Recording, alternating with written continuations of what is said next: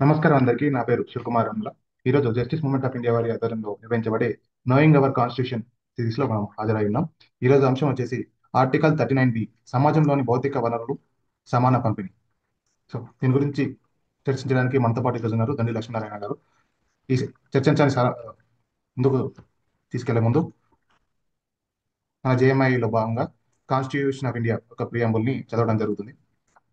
We, the people of India, having solemnly resolved to constitute India into a sovereign, socialist, secular, democratic republic and to secure to all its citizens justice, social, economic, and political, liberty of thought, expression, belief, faith, and worship, equality of status and of opportunity, and to promote among them all fraternity, assuring the dignity of individual and the unity and the integrity of the nation in our Constitution Assembly this 26th day of November 1949 to hereby adopt, enact, and give to ourselves this Constitution. Thank you, one another. Lakshminarayan, over to you. Sir,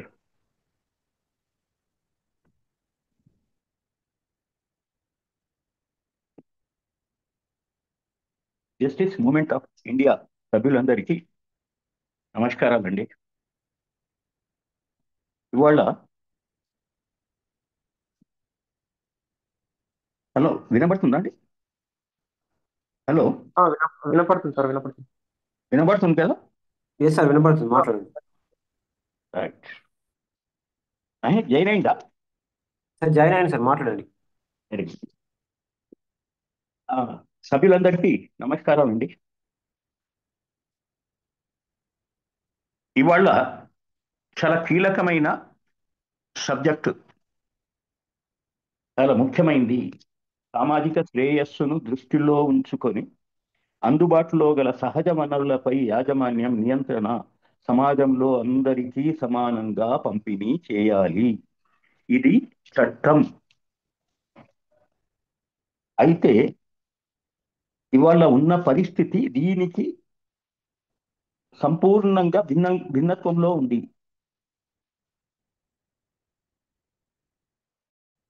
ఈ విషయము రాజ్యాంగంలో ఒక చట్టంగా రాసి ఉంది అని కూడా చాలా మందికి తెలియకపోవడం ఆశ్చర్యం. అసలు రాజ్యాంగంలో ఉన్నదేంటిది, ఇప్పుడు అమలవుతున్న పరిపాలనా పద్ధతులేమిటి అనేవి ఎవ్వరూ ఆలోచించే పరిస్థితుల్లో లేరు అనేది స్పష్టంగా కనపడుతుంది.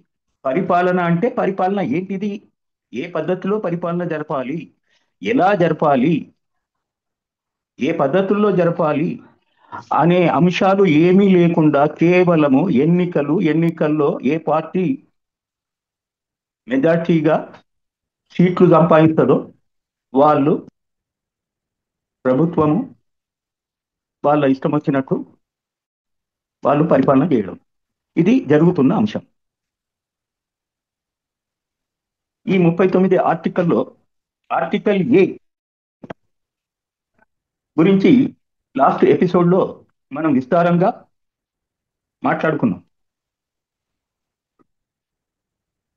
అయితే ఇది చాలా లోతుగా డోర్ టు డోర్ ప్రచారం జరగాల్సిన అంశము. అసలు సమాజంలో ఉన్న సంపద అంటూ ఒకటి ఉంది, అది ప్రజలది. పరిపాలన కోసం రాజ్యాంగం అనేది ఒకటి ఉంది, దాని ప్రకారంగానే పరిపాలన జరపాలి అనే అంశము విచిత్రంగా చర్చలో లేదు. ఈ చర్చలో లేకపోవడం వల్ల పరిపాలన జరుగుతుందా అంటే జరుగుతున్నది. కేవలం ఎన్నికలు జరగడమే పరిపాలన. ఆ తర్వాత ఆఫీసులు, నాకేమన్నా పని ఉంటే, నాకు ఇల్లు కట్టుకుంటానంటే పర్మిషన్ల కోసం ఒక ఆఫీసు. సార్ ఒక నిమిషం అండి సార్, 1 minute. మీ వీడియో వస్తలేదు సార్, మీ వీడియో ఆన్ చేయలేదు మీరు. అచ్చా.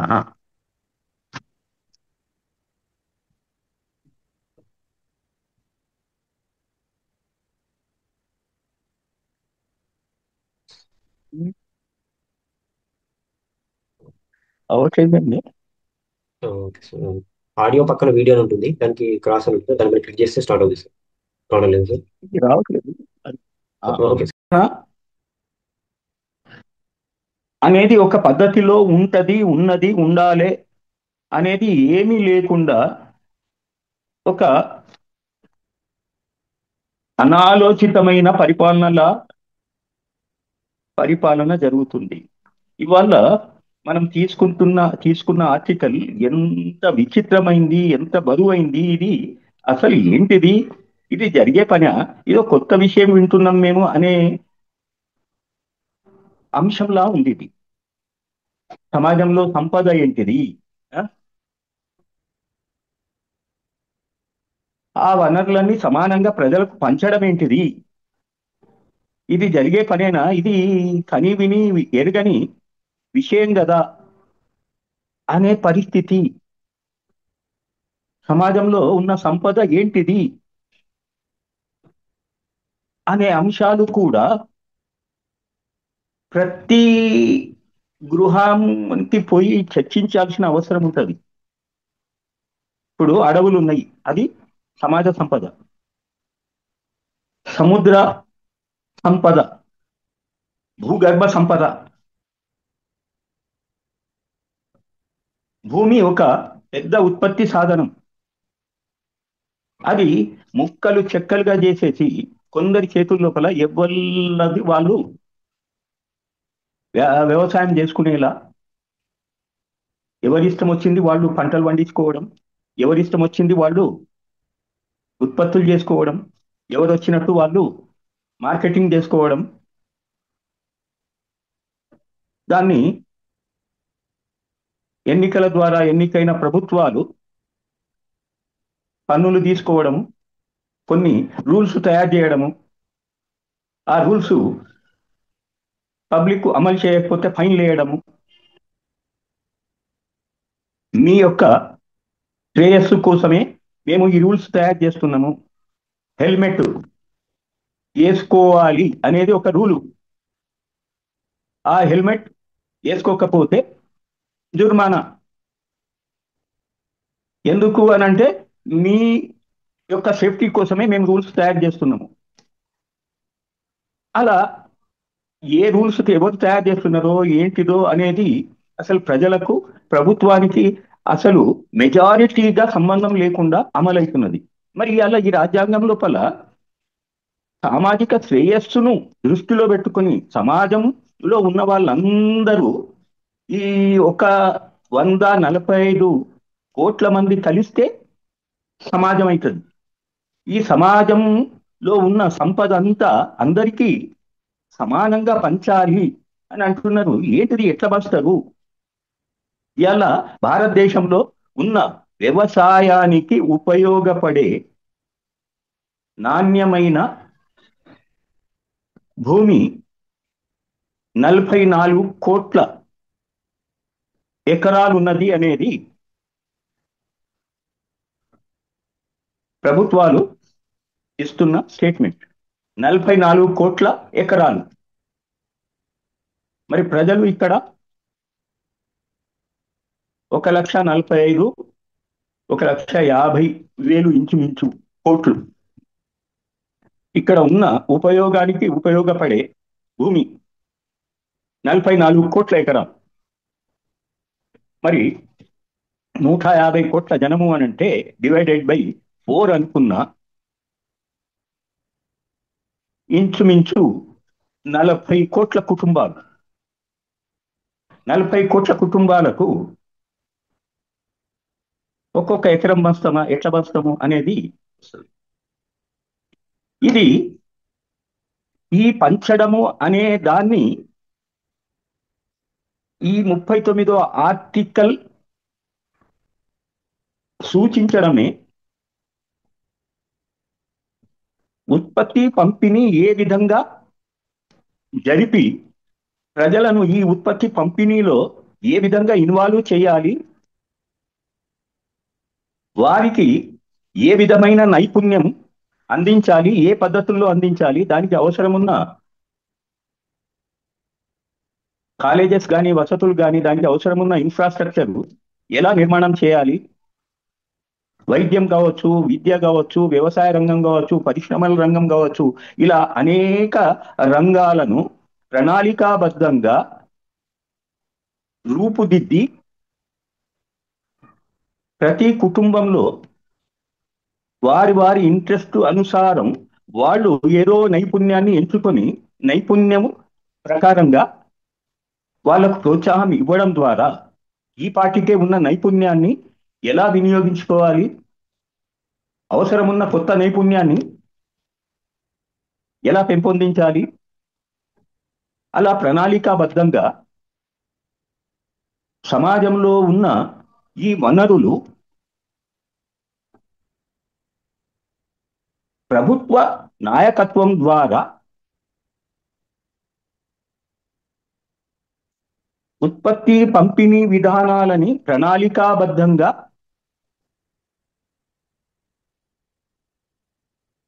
దాన్ని డిజైన్ చేసి ప్రజలను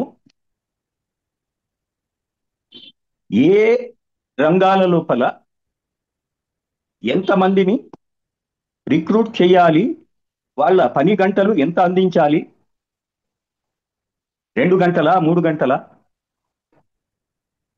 మరి వారికి ప్రతి కుటుంబంలో ఉన్న పిల్లలకు విద్యను ఎలా అందించాలి, దాని ఇన్ఫ్రాస్ట్రక్చర్ ఎలా డిజైన్ చేయాలి, వైద్యానికి హాస్పిటల్స్ ఎన్ని కావాలి, దానికి ఎట్లా డిజైన్ చేయాలి, వ్యవసాయ రంగం లోపల అనేక అంశాలు ఉన్నాయి.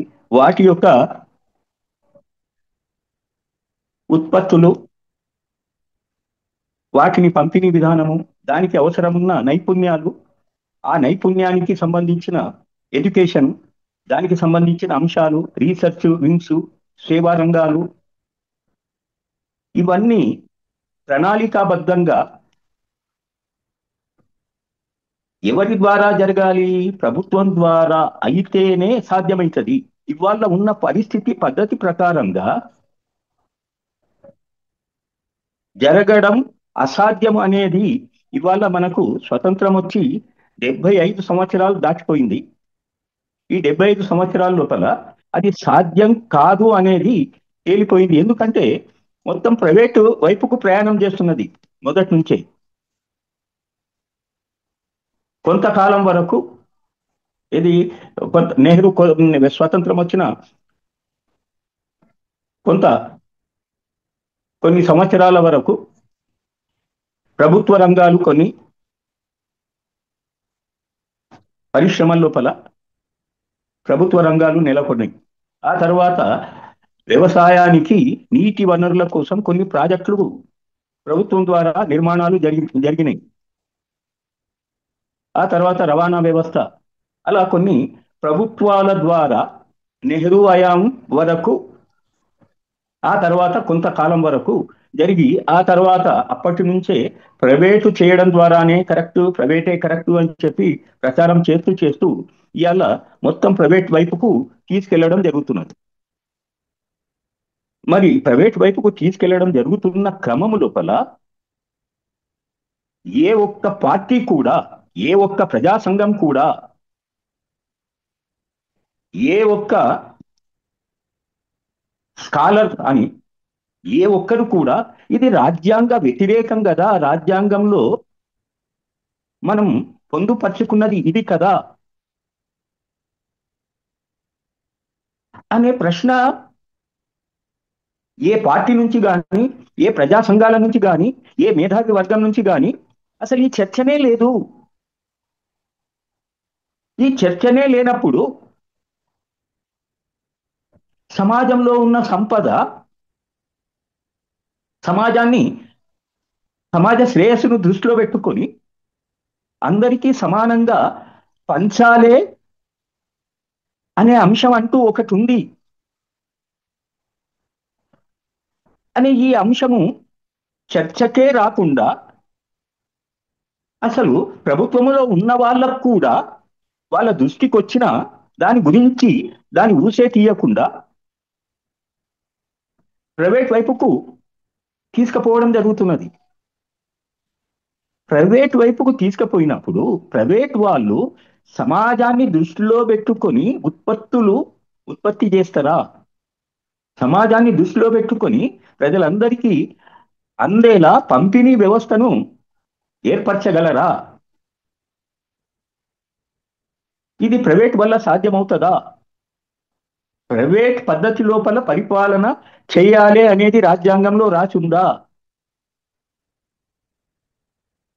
రాజ్యాంగంలో రాసిన ప్రజల జీవితావసరాలు ఏ పద్ధతిలో తీర్చాలి అని రాసి ఉన్నది అనే దాన్ని కనీసము చర్చల్లో లేకుండా రాజ్యాంగము ఒకటి ఉంది, దాని పద్ధతిగా నడవాలి, దాని పద్ధతిగా పరిపాలన జరపాలి అనే ఏ ఒక్క పార్టీకి కానీ ఏ ఒక్క ప్రజా సంఘానికి కానీ ఆ ఆలోచన లేనప్పుడు ఏ మాత్రము ఎవరి పని వాళ్ళు చేసుకుంటూ ఎవరి కుటుంబాన్ని వాళ్ళు వాళ్ళ యొక్క పనుల లోపల వాళ్ళ కుటుంబాలను పోషించుకునే తీరిక లేకుండా వాళ్ళు జీవిస్తున్న క్రమం లోపల మీ కుటుంబాలు మీ యొక్క వృత్తులు మీరు చేసుకోండి, మాకు ఓటేయండి, రాజ్యాన్ని నడిపే విషయము రాజ్యాంగం ఎలా అమలు చేయాలి దాన్ని బాగా లోతుగా స్టడీ చేసి మీకు వివరించుకుంటూ మీకు రాజ్యాంగబద్ధంగా పరిపాలన చేస్తాము, మాకు ఓటేయండి అని వచ్చి ఓటేయించుకొని గెలిచిన తర్వాత వాళ్ళ ఇష్టం వచ్చినట్టు పరిపాలన చేస్తున్నారు. మరి 39 ఆర్టికల్ అంటూ ఒకటి ఉన్నది. అందులో సమాజంలో ఉన్న సంపద సమాజ శ్రేయస్సును దృష్టిలో పెట్టుకొని అందరికీ సమానంగా పంపిణీ చేయాలి అని రాసినది. ఏ విధంగా పంపిణీ చేయడం సాధ్యమవుతుంది, ఎట్లా చేద్దాము, దీని యొక్క లోతైన బ్యాక్గ్రౌండ్ మీనింగ్ ఏంటిది, మరి అందరికీ మరి అన్ని అవసరాలు తీరాలే మరి ఎలా అనే దానికి ఆలోచించకుండా పాత వాళ్ళు ఎలా పరిపాలన చేసిండ్రో ఆ తర్వాత వచ్చిన వాళ్ళు చేసిన పద్ధతిగానే చేసుకుంటూ పోతున్నారు. ఇది ఎక్కడి నుంచి వస్తున్నది? బ్రిటిష్ వాడు పరిపాలన చేసుకుంటూ 1935 వరకు వాని అవసరాల కోసం వాని అనుకూలంగా రాసుకున్న చట్టాలను వాడు నడిపించినట్టు వాళ్ళకు అనుకూలమైన వర్గం చేతి లోపల స్వతంత్రాన్ని అప్పజెప్పిపోతే రాజ్యాంగం అంటూ ఒకటి రాసుకొని దాని ప్రకారంగా పరిపాలన సాగించుకుంటాము అని ప్రమాణాలు చేసి దాన్ని మర్చిపోయి బ్రిటిష్ వాళ్ళు అంతకుముందు నడిపించిన పద్ధతిగానే అన్ని పన్నులు అట్లాంటిదే, ఆ తర్వాత విద్యా విధానం అట్లాంటిదే, వైద్య విధానం అట్లాంటిదే, ఆ తర్వాత గవర్నమెంట్ రిక్రూట్మెంట్స్ అట్లాంటివే, అదే విద్యా విధానము అదే పద్ధతులు అట్లాగే కొనసాగుతూ వస్తున్నది. రాజ్యాంగంలో రాసి ఉన్న అంశాలు మరి రాజకీయ నాయకుల మధ్య చర్చకు లేదు, పొలిటికల్ సైన్స్ ప్రొఫెసర్ల మధ్య చర్చకు లేదు. ఇప్పుడు ఈ యొక్క సామాజిక శ్రేయస్సును దృష్టిలో పెట్టుకొని సమాజంలో ఉన్న సంపద ప్రతి ఒక్కరికి పంచడము అంటే ఎలా సాధ్యమవుతుంది అని ఆలోచించిన ఏ ఒక్క రాజకీయ నాయకుడైనా ఉన్నాడా అని అంటే కొంత ప్రశ్నార్థకమే అనిపిస్తున్నది. అయితే దీనికి సామ్యవాద ఆర్థిక విధానపు పద్ధతిలో సాధ్యమే అనేది సామ్యవాద ఆర్థిక విధాన పద్ధతిలో అయితేనే సాధ్యం ఇది. అందుకోసమే రాజ్యాంగంలో ఆదేశిక సూత్రాల లోపల 39 ఆర్టికల్ లోపల ఈ పద్ధతిగా పరిపాలన చేసుకోవాలి, ఈ పద్ధతికి సంబంధించిన ఆర్థిక విధానము సమాజంలో ఉన్న వాళ్ళందరినీ దృష్టిలో పెట్టుకొని ఎవరెవరి అవసరాలేంటి, ఏజ్ గ్రూపు జెండర్ గ్రూప్ ప్రకారంగా అవసరాలను క్యాలిక్యులేషన్ చేసి ఉత్పత్తులు జరపడానికి సమాజంలో ఉన్న వారినే నైపుణ్యాలను ఉపయోగించి నైపుణ్యం సరిపోకపోతే ఇమ్మీడియట్లీ వారికి నైపుణ్యాలను అందించి సరిపడా అన్ని రకాల ఉత్పత్తులను జరిపించి వారి ద్వారానే అందరికీ ప్రణాళికాబద్ధంగా అందుబాటులోపల రావడానికి పంపిణీ విధానాన్ని ప్రణాళికాబద్ధంగా ప్రభుత్వం ద్వారా మాత్రమే సాధ్యమవుతుంది. అయితే ఇక్కడ ప్రభుత్వం ద్వారా సాధ్యమవ్వడానికి అవకాశాలు ఎలా సాధ్యమవుతుంది?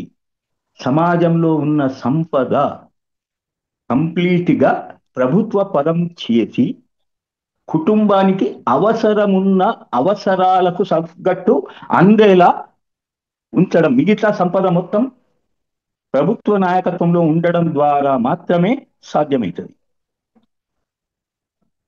సమాజ సంపద కొంతమంది ప్రైవేట్ వాళ్ళ చేతుల్లో పెట్టి, మెజార్టీ సంపద ప్రైవేట్ వాళ్ళ ఆధీనంలో పెట్టి ప్రభుత్వాలు ఎన్నుకొని ప్రభుత్వం మేము పరిపాలన చేస్తాము అని అంటే సంపద ఒకళ్ళ దగ్గర, ప్రజల దగ్గర మాత్రం జీరో. ప్రజల నుంచి పన్నులు వసూలు చేసి అధికారంలోకి వచ్చిన పార్టీలు మళ్ళా వాళ్ళ దగ్గర నుంచే పన్నులు వసూలు చేసి పరిపాలన చేసే పద్ధతి లోపల ఈ సమాజంలోని సంపద అంతా ప్రజలందరికీ సమానంగా పంచడము అని అంటే చాలా విచిత్రమైన ఆర్గ్యుమెంట్స్ సమాజం లోపల ఇవాళ చక్కర్లు కొడుతుంది. దీనికి సరి అయిన మీనింగ్ ఏంటిది అని అంటే ప్రతి కుటుంబానికి ఒక ఉద్యోగం అందించడం ద్వారా మాత్రమే సాధ్యమవుతుంది.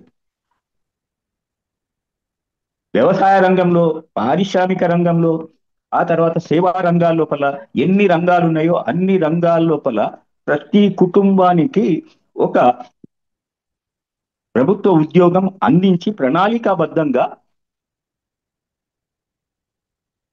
ఉత్పత్తి పంపిణీ జరిపే పద్ధతి ద్వారా మాత్రమే సమాజంలోని సంపద ప్రతి ఒక్కరికి సమానంగా పంపిణీ జరిగే అవకాశాలు. ఎట్లానంటే ఇప్పుడు ప్రతి కుటుంబం లోపల ఒక ప్రభుత్వ ఉద్యోగి ఉన్నప్పుడు ఆ ఉద్యోగం చేస్తున్నంత వరకు, తను రిటైర్మెంట్ వచ్చేంత వరకు ఒక ఉద్యోగిగా ఉంటూ వచ్చిన శాలరీని పిల్లల చదువులు, వాళ్ళ యొక్క ఫ్యూచర్ ఫండింగ్ మొత్తం జరిపి ఆ తర్వాత వాళ్ళ కుటుంబంగా మారేంత వరకు ఉద్యోగంలో ఉంటాడు. 60 సంవత్సరాలు ఆ పరిస్థితిని బట్టి ఎన్ని సంవత్సరాలు వర్క్ చేయాలి అనే డిజైనింగ్ బట్టి ఆయన రిటైర్ అయిన తర్వాత పెన్షన్ అందించడం జరుగుతుంది. ఎందుకంటే ఇంతకాలం సమాజానికి సేవ చేసి సమాజంలో తను, సమాజానికి తను, కాబట్టి చివరి వరకు వారి వారి అవసరాలు తీర్చడానికి ఇంతవరకు జరిగిన కంట్రిబ్యూషన్ మన సభ్యుడు ఆ తర్వాత పెన్షన్ రూపం లోపల అందించడం వల్ల తన పిల్లలందరూ ఒక కుటుంబంగా మారి మళ్ళీ ఆ కుటుంబంలో ఒకరు ప్రభుత్వ ఉద్యోగులుగా మారడం వల్ల ఆ కుటుంబము స్వతంత్రంగా, ఆ కుటుంబం ఒకటిగా మారి మిగతా ఈ యొక్క పేరెంట్స్ మిగలడం జరుగుతుంది. ఈ పేరెంట్స్కు ప్రభుత్వాలు ఇంతవరకు ఆ కుటుంబ సభ్యులు చేసిన సమాజ సేవను దృష్టిలో పెట్టుకొని వారి యొక్క చివరి దశ వరకు వారి యొక్క అవసరాలు తీర్చడానికి ప్రభుత్వాలు అండగా నిలవడము అనేది, తను చనిపోయేంత వరకు పెన్షన్ రావడము, తను చనిపోయిన తర్వాత ఆయన భాగస్వామికి అందులో సగము పెన్షన్ రూపంలో ఆమెకు అందడం వల్ల ఆమె చివరి వరకు ఆ పెన్షన్ ద్వారా ఆమె అవసరాలు తీరుతాయి. కాబట్టి ప్రతి కుటుంబానికి ఈ అంశము వర్తిస్తుంది. కాబట్టి ప్రతి ఒక్కరికి సమాజం లోపల ఉన్న సంపద చివరి వ్యక్తి వరకు ప్రతి ఒక్కరికి సమాజంలో ఉన్న సంపద ప్రతి ఒక్కరికి సమానంగా పంపిణీ రూపంలో అందుబాటులో వస్తుంది. దీన్నే సామ్యవాద ఆర్థిక విధానము అంటారు. సమాజంలో ఉన్న వ్యక్తులందరికీ సరిపోయే ఉత్పత్తి పంపిణీ జరిపే విధానాన్నే ఆ పేరుతోని మనం పిలుచుకోవడం జరుగుతున్నది. అది ఇవాళ కొందరి మనస్సు లోపల ఒక జోక్గా మారింది. అది సాధ్యమవుతుంది. అదొక్కటే మార్గం, మరో మార్గం లేదు. ఇప్పుడు ప్రతి ఒక్కరి అవసరాలు తీరినప్పుడే సమాజం ప్రశాంతంగా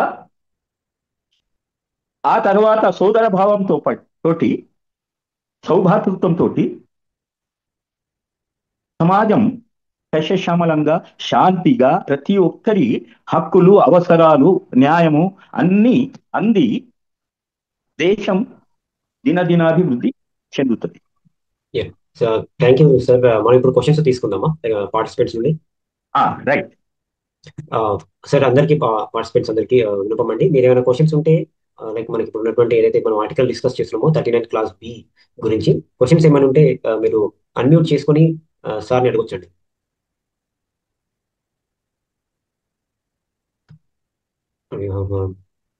సురేష్ కుమార్ గుట్టిముక్కల సార్, మీకు ఏమైనా క్వశ్చన్ ఉందా సార్ 39 క్లాస్ బి గురించి? యా, సీమా మేడం, మీకు ఏమైనా క్వశ్చన్ ఉందండి 39 క్లాస్ బి గురించి? Do you have any questions regarding Article 39 Class B on, or do you want any extra information, or do you have some doubts, clarifications you need? You can ask our speaker. Sir, and నా question ఉంది sir, like ఇప్పుడు ఉన్నటువంటి yes madam, please Seema madam మీరు అడగండి. Yeah, hello, good morning to everybody. Then sir, I want to ask that how to stop this these funds are going to privatization, even education, health, and even jobs. So how to bring the awareness among the people, how to expose these fraudsters.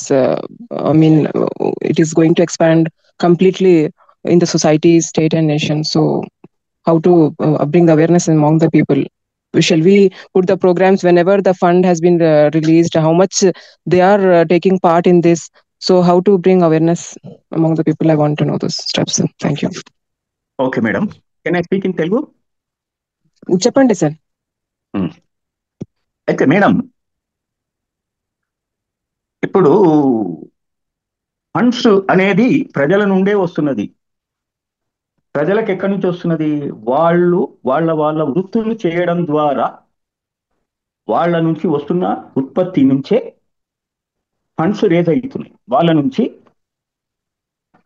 లాభం రూపంలోనో లేదా పన్నుల రూపంలోనో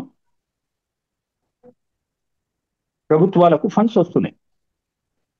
ఈ వస్తున్న funds సరిపోకపోవడం వల్ల ఆస్తులు అమ్ముతున్నారు private వాళ్ళకి. ఆ తర్వాత అంతర్జాతీయ బ్యాంకుల నుంచి లక్షల కోట్ల రూపాయలు అప్పులు చేస్తున్నారు. అయితే వీళ్ళు ప్రజలందరూ తమ తమ ఉత్పత్తుల్లో భాగం పంచుకొని వస్తున్న సంపదలో కొంత భాగము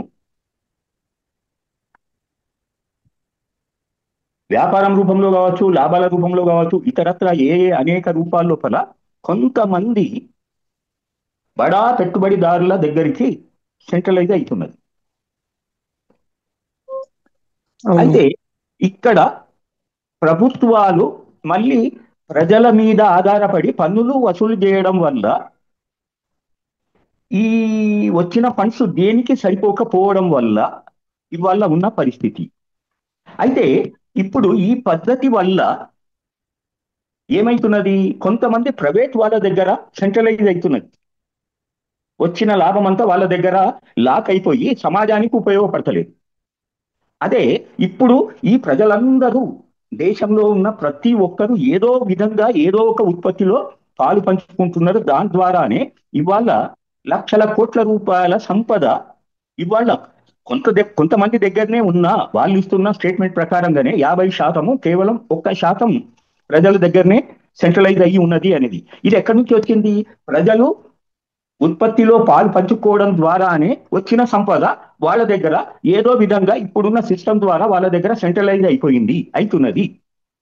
అది ప్రభుత్వాల సహకారంతోనో లేకపోతే వాళ్ళ వ్యాపారంతోనో ఇంకేదో రూపం లోపల.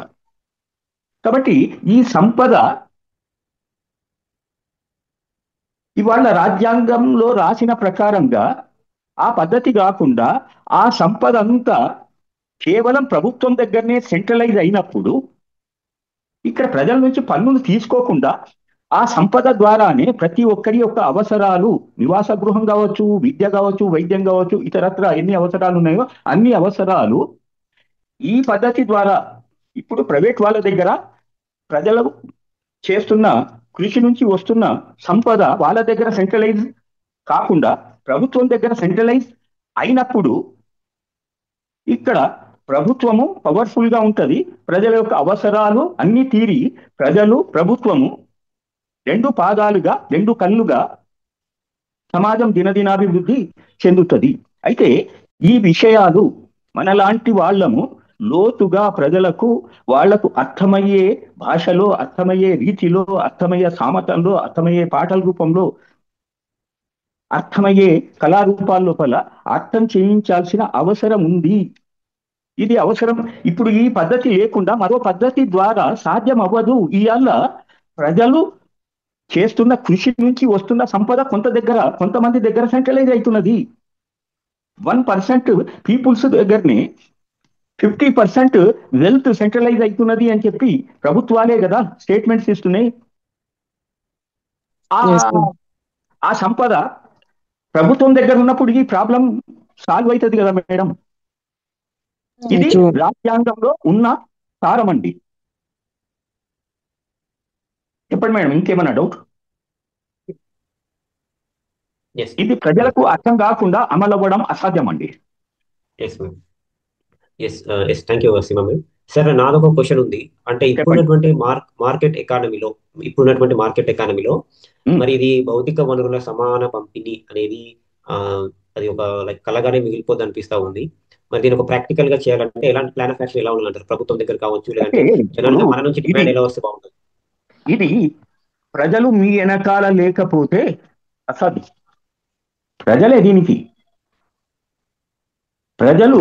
ప్రజలకు ఈ సబ్జెక్ట్ అర్థం కాకపోతే వాళ్ళు ఆలోచించరు, వాళ్ళు అడగరు, వాళ్ళకు ప్రశ్ననే రాదు కదా. ప్రజలు అడగనప్పుడు హౌ ఇట్ ఈస్ పాసిబుల్? ఇక్కడ ఈ సబ్జెక్టు ప్రజల్లో తెలియాలి. ప్రజలకు తెలియకుండా ఇప్పుడు ఉన్న ఈ ఎకనామీ రోజంతా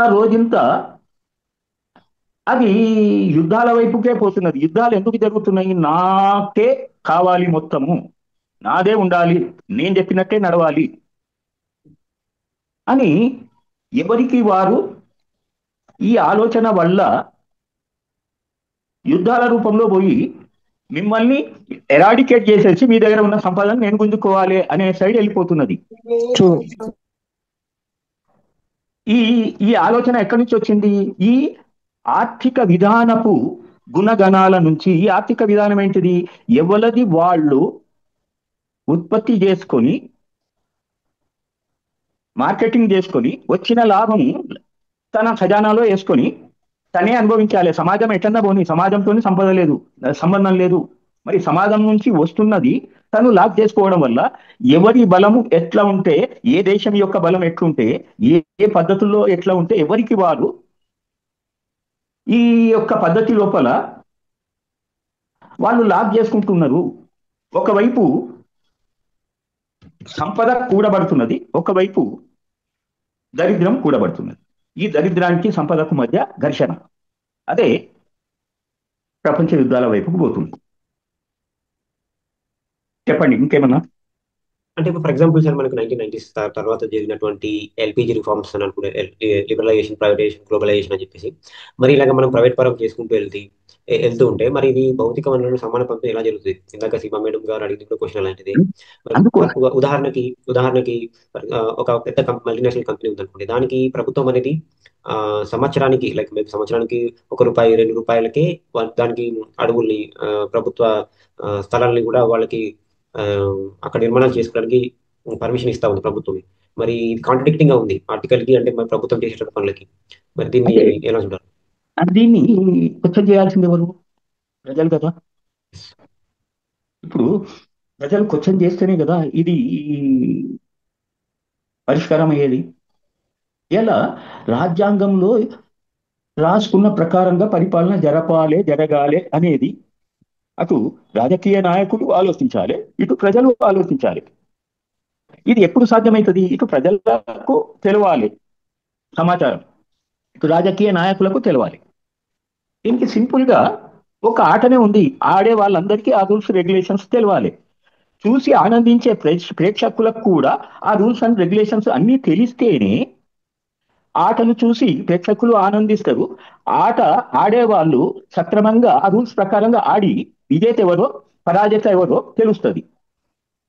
ఆ గేమ్ గురించే తెలియనప్పుడు మరి ఇంతే ఉంటుంది. ఇప్పుడు రాజ్యాంగంలో ఉన్న అంశము ఏ విధంగా పరిపాలన చేయాలి అని మనం అనుకున్నాము, ఏ విధంగా పరిపాలన చేస్తే కరెక్ట్, ఏ విధంగా పరిపాలన జరుగుతున్నది, ఏ విధంగా రైట్, ఏ విధంగా రాంగ్ అనేది తెలిసినప్పుడే కదా ప్రజలు క్వశ్చన్ చేసేది. ప్రజలకు Yes. తెలియకుండా కావాలి అనడము అనేది అసాధ్యం. అది ఇక మనకు ఈ యొక్క ఆర్థిక విధానం నేర్పిన ఈ యొక్క అలవాటు ఏంటిది అని అంటే, ఏమన్నా కానీ నాకు తొందరగా అమ్మాలి, తొందరగా లాభం రావాలి, ఇప్పుడు నేను అనుకోగానే కావాలి, నేను కష్టపడొద్దు అనే సైకాలజీ ఈ ఆర్థిక విధానం ద్వారా రోజంతా పెరిగి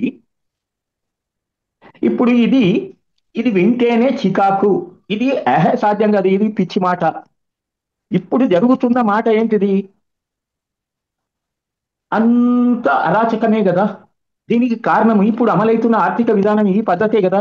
ఈ పద్ధతి మారకుండా, ఈ పద్ధతి తప్పు, కొత్త పద్ధతి ఒకటి ఉంది, అది రాజ్యాంగంలో ఉంది. అదేం పద్ధతి, అది అమలు చేసే పద్ధతి ఎట్లా, అది అమలైతే మరి దానికి దీనికి భిన్నంగా ఎట్లా ఉంటది, దానికి దీనికి కంపేర్ జరిగినప్పుడే కదా. అది జరగట్లేదు, దాన్ని దాస్తున్నారు. ఇప్పుడు అమలైతున్న పద్ధతి ద్వారా ఎవరికి లాభం జరుగుతున్నదో వారు ఈ పద్ధతి తెలియకుండా మొదటి నుంచే దాస్తున్నారు. అది సహజంగానే జరిగేది. నాకు లాభం జరుగుతున్నది అని అంటే ఆ నీ నుంచి ఏదైనా నష్టం వస్తుంది అనుకునే అంశం ఏదైనా ఉంటే దాన్ని నీకు తెలియకుండానే చేయాలి, లేకపోతే నీకు దూరంగానా చేయాలి. అది నాకు లాభం జరుగుతుంది. అది చేయకపోతే నాకు నష్టం వస్తుంది. కాబట్టి నా దగ్గర ఉన్న సంపదను వాడి కొంతమందిని తయారు చేసుకొని డబ్బులు ఇచ్చి కొంతమంది వాళ్ళకు అనుకూలమైన వాళ్ళని తయారు చేసుకొని ప్రచారం చేస్తున్నారు. కాబట్టి ఇక్కడ ఈ విషయాలు ప్రజలకు తెలియడమే. ఓవర్ నైట్ లో జరిగేది జరగదు, తెలపాల్సిందే. తెలియని వాళ్లకు తెలిసిన వాళ్ళు తెలపడం ద్వారా మాత్రమే సాధ్యం. అది దగ్గరి దారి లేదు. ఇది ప్రచారం. ఇప్పుడు నువ్వు నేను ఈ పద్ధతి లోపలనే అధికారంలోకి వచ్చినాం అనుకోండి, ఏం చేస్తాము? మీ వెనకాల జనం ఏమనుకుంటున్నారు? అబ్బా, మహేష్ అధికారంలోకి వచ్చిండు, ఇన్ని రోజులు టీవీ లోపల ఎంతో గంభీరంగా చెప్పిండు, ఇక మా సమస్యలన్నీ పరిష్కారం అయిపోతాయి అని అంటే నీ ఇక్కడ ఇవ్వడానికి ఫండ్స్ ఎక్కడ ఉన్నాయి? ప్రైవేట్ వాళ్ళ దగ్గర ఉన్నాయి. మరి వాళ్ళు ఏమంటే ఇస్తారా? నువ్వు ఒక్కనివే అడిగితే నిన్ను పక్కకు పడేస్తాను. నీ వెనకాల జనం ఉండి జనం కూడా అడిగే పరిస్థితి ఉంటేనే కదా అది సాధ్యం. లేకపోతే ఎట్లా సాధ్యమవుతుంది? ప్రజలు మీ వెనకాల లేకున్నా ఇది జరగాలి అనుకోవడము అది సినిమాల్లో జరుగుతుంది, కానీ ప్రాక్టికల్ గా మాత్రం జరగదు. Yes. ఇది అర్థం Thank you. చేసుకోవాల్సిన అంశం ఇది. Thank you sir. అండ్ ఇంకొక క్వశ్చన్ ఉంది, లాస్ట్ క్వశ్చన్స్ సార్. ఇప్పుడు ప్రస్తుతం ఈ ఆర్టికల్ 39 సబ్ క్లాస్ బి ఉందో, మరి ఇది అమలు చేయడంలో ప్రభుత్వాలకి ఎదురయ్యేటటువంటి సవాళ్ళు ఏ రకంగా ఉంటుండొచ్చు? లైక్ ఫర్ ఎగ్జాంపుల్ ప్రభుత్వం అంటే ఇక్కడ ఈ ప్రభుత్వాలైనా కనీసం ఇప్పటి నుంచైనా ప్రభుత్వాలే ఈ విషయాన్ని ప్రజలకు తెలిపి ప్రజల మద్దతు కూడగట్టాలి. ఇప్పుడు అధికారంలో ఉన్న ఇప్పుడు చీఫ్ మినిస్టరే ఉన్నాడు, లేదా ఇప్పుడు ప్రైమ్ మినిస్టరే ఉన్నాడు. ఇప్పుడు ఆయన నేను చేస్తానంటే మరి ఈ సంపద ఎవరి దగ్గర అయితే సెంట్రలైజ్ అయి ఉన్నదో వాళ్ళు ఇస్తారా? ఇవ్వరు కదా. మా డబ్బుతోనే నువ్వు అధికారంలోకి వచ్చి మళ్ళా మమ్మల్నే కొల్లగొట్టాలనుకుంటున్నావా అనే క్వశ్చన్ వస్తుంది కదా.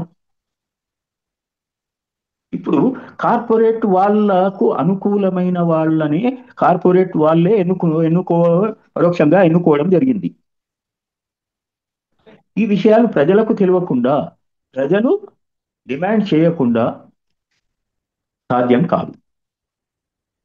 ఇప్పుడు ప్రజలకు తెలపాల్సిన బాధ్యత ప్రభుత్వాలది కావచ్చు, మేధావులది కావచ్చు, బుద్ధిజీవులది కావచ్చు. తెలియని వాళ్లకు తెలిసిన వాళ్ళు తెలపాల్సిన బాధ్యత ఆ సంధి కాలంలోనే ఉన్నాం. మరో దారి లేదు. ఎవరినో విమర్శించడం తిట్టడం అనేది కాదు. ఏమన్నా తిట్టడం కొట్టడం జరిగితే ఈ ఆర్థిక విధానాన్ని, ఇప్పుడు అమలవుతున్న ఆర్థిక విధానాన్ని బ్లేమ్ చేయాలి. ఈ ఆర్థిక విధానం ఈ రకంగా తప్పు, ఈ ఆర్థిక విధానం ద్వారా మన బతుకులు ఇట్లయితున్నాయి, ఈ ఆర్థిక విధానం ద్వారా మన గుణాలు, మనం స్వార్థపరులం ఇట్లయితున్నాం. ఇప్పుడు నిస్వార్థంగా పనిచేయాలి అనేది నువ్వు అంటావు మహేష్. నిస్వార్థంగా పనిచేయాలి అని అంటే నేను స్వార్థంగానే నువ్వు జీవించాలి అనేలాంటి ఆర్థిక విధానం అమలవుతున్న సమాజం లోపల నేను జీవిస్తూ నేను పనిచేస్తే దాని నుంచి లాభం రూపంలోనో లేదా శాలరీ రూపంలోనో ఏదో రూపంలో వస్తేనే కదా నా కుటుంబాన్ని నేను పోషించుకోగలను. అది లేకుండా నువ్వు పనిచేయాలి అని అంటే నా కుటుంబం పరిస్థితి ఏం కావాలి? కుటుంబాన్ని సమాజం పోషించేది ఉంటే నేను నిస్వార్థంగా పనిచేయడానికి సిద్ధమే. నిస్వార్థంగా పనిచేయాలి. How it is possible? నేను నిస్వార్థంగా పనిచేస్తానండి, నా కుటుంబం ఏం కావాలి, నా పిల్లలు ఏం కావాలి, వాళ్ళకి చదువు ఏం కావాలి, వాళ్ళ నివాసం ఎట్లా కావాలి, వాళ్ళకు అవసరపు వస్తువులు ఎట్లా దొరకాలి, ఎవరు ఇవ్వాలి? అది సమాజ బాధ్యత తీసుకుంటే నేను తీసుకుంటా. అదే కదా సమాజ బాధ్యత తీసుకోవాలి అనే పద్ధతినే సామ్యవాద ఆర్థిక విధానం అనేది మనం ప్రియాంబుల్లో పెట్టుకున్నాము. అంతకు ముందు ఆదేశిక సూత్రాల లోపల నిగూఢమై ఉంది.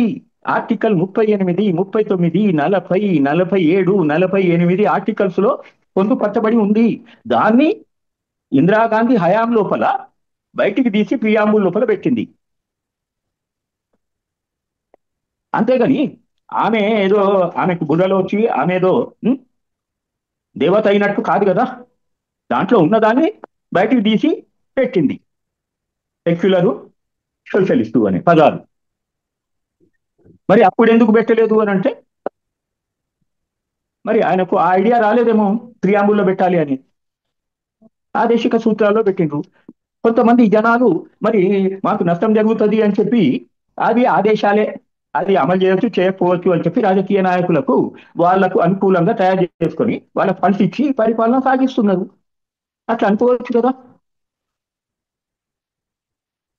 కాబట్టి ప్రజలకు తెలపకుండా ప్రజలు పార్టీల వెనకాల లేకుండా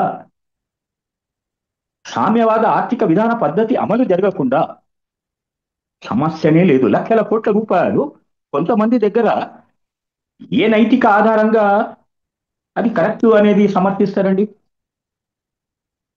చెప్పండి. నేను కష్టపడుతున్నా, నా పిల్లలకు పెట్టాల్సింది అన్యాయంగా లాభం రూపంలోనో లేదా పన్నుల రూపంలోనో నువ్వు గుంజుకొని నువ్వు సెంట్రలైజ్ చేసుకొని నీ ఇష్టం వచ్చిన వాళ్ళకు కావాల్సినంత ఇచ్చి నువ్వు ఇష్టం వచ్చినంత తిని నా పిల్లలకు నా కుటుంబ అవసరాలను తీరకుండా చేసి మీరు సెంట్రలైజ్ చేసుకోవడం ఎట్లా న్యాయం అవుతుందండి? ఇది ఆలోచించాలి. ఇది సమాజం అందరూ కలిస్తేనే ఉత్పత్తి జరుగుతున్నది, ఏ ఒక్కరితోనో జరగదు. ఎవరి బాధ్యత వాళ్ళు పద్ధతిగా ఇన్వాల్వ్ అయ్యి అమలు చేస్తేనే సాధ్యమవుతుంది. పద్ధతిగా ఇన్వాల్వ్ అవ్వడానికే ఏ పద్ధతులు ఎట్లెట్లా అనేది రైటింగ్ రూపంలో, ఏది లీగల్ డాక్యుమెంట్ రూపంలో రాసుకున్నాము. వాటిని పద్ధతి ప్రకారంగా అమలు చేయించడానికి ఈ పార్టీలు ఎన్నికైన వాళ్ళు ఎంపీలు కావచ్చు, ఎమ్మెల్యేలు కావచ్చు, సర్పంచులు కావచ్చు, జడ్పీటీసీలు కావచ్చు, ఎక్కడున్నారు, ఏమున్నది, మరి ఏ పద్ధతిలో పరిపాలన చేయించాలి వాళ్ళు? అసలు ఏంటిది? ఏ పద్ధతిలో? అరే ఏ పద్ధతి లోపల ఉత్పత్తి జరగాలి? అరే నా బతుకు నేను బతుకుంటూ ఉంటే నువ్వు నా దగ్గరికి వచ్చి నాకు పన్ను కట్టు అని అంటున్నావు. నువ్వు నాకు ఇచ్చింది లేదు, పుచ్చుకున్నది లేదు. ఏమన్నా అంటే రోడ్ వేసినా, కరెంట్ ఇస్తున్నా, అది ఇస్తున్నా.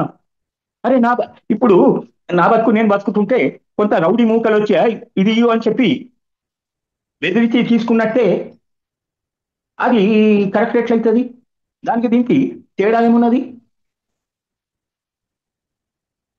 నా బతుకు కోసం నేను బతుకుతున్నా. నువ్వే చెప్పినవు, నువ్వు కష్టపడి నువ్వు ఉద్యోగం చేసుకుంటావా, లేకపోతే కూలీ చేసుకుంటావా, ఏదైనా వస్తువు తయారు చేసుకొని అమ్ముకుంటావా, దాని నుంచి వచ్చిన లాభం నువ్వు సొంతంగా నీది నువ్వే, లాభం వచ్చినా నీదే, నష్టం వచ్చినా నీదే. నీ బతుకు నువ్వు బతుకు, నీకెవడు సహకారం చేయడు. ఇది పద్ధతి.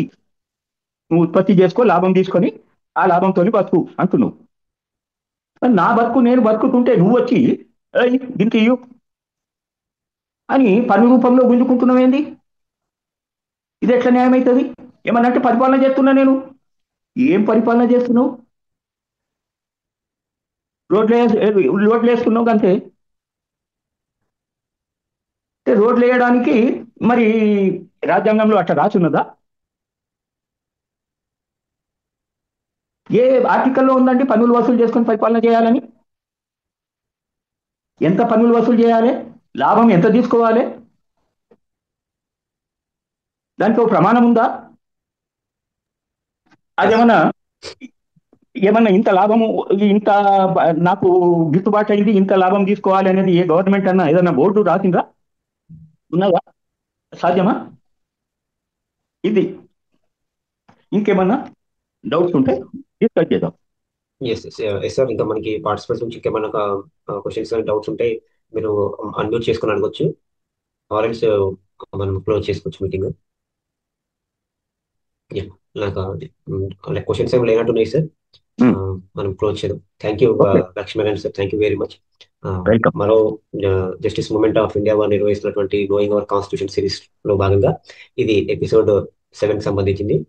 మరో ఎపిసోడ్ 8 మరి ఒక ఆర్టికల్ సంబంధించి లక్ష్మీనారాయణ గారితో మళ్ళీ డిస్కషన్ పెట్టుకుందాం, మళ్ళీ క్వశ్చన్ అండ్ ఆన్సర్ సెషన్ కూడా పెట్టుకుందాం.